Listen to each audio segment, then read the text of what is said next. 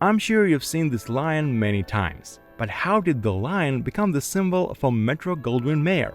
Why is there a woman with a torch in the Columbia Pictures intro? And who is the boy fishing in the Dreamworks logo? Soon you'll know all the secrets. In today's episode of the Movavi vlog, we'll talk about what's behind those familiar movie company logos. Paramount Pictures. The famous snowy peak surrounded by a ring of stars was created by illustrator William Hodgkinson in 1914. Legend has it that Hodgkinson sketched the logo on a napkin.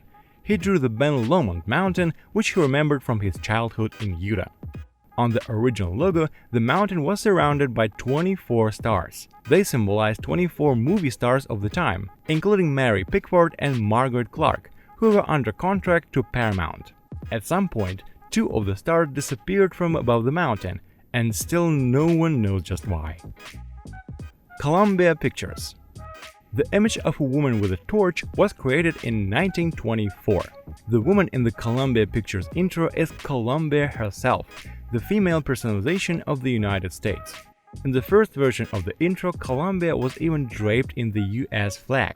6 years later, the intro was changed a bit. The woman began to look a little more elegant. The black background was replaced by clouds, and the American flag became less visible.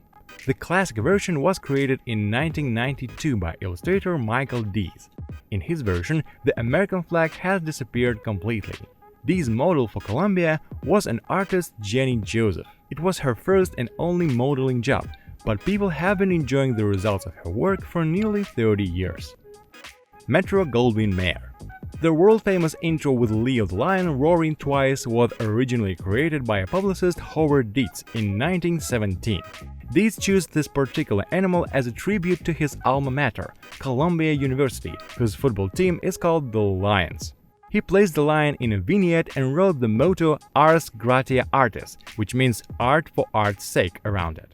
Throughout the history of the MGM studio, the role of Leo the Lion has been played by at least 7 different lions, only one of which was actually named Leo. By the way, the lion did not originally roar. In the first version of the intro, the lion called Slats sat calmly and didn't open his mouth.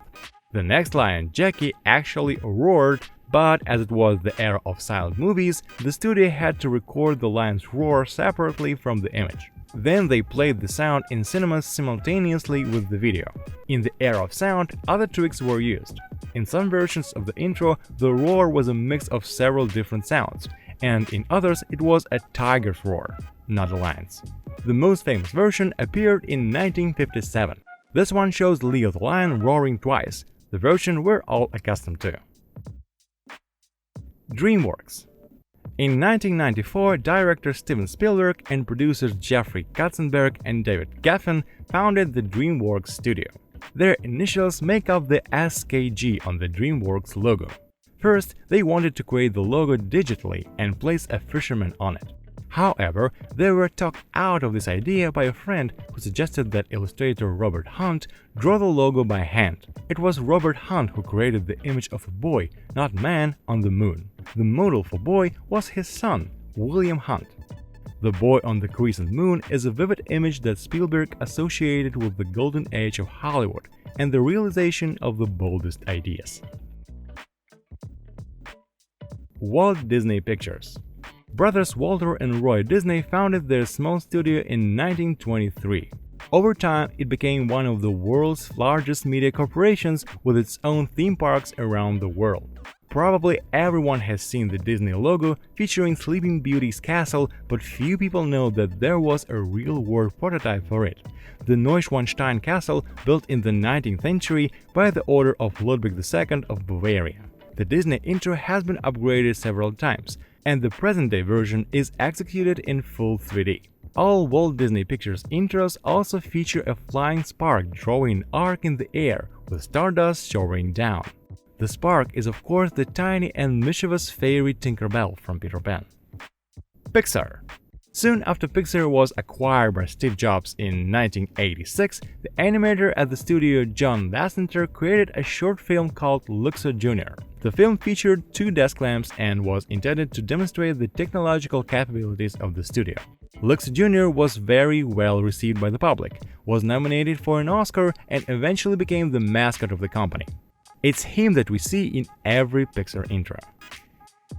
Thank you for watching this video to the end. Don't forget to hit the like button and subscribe to our channel.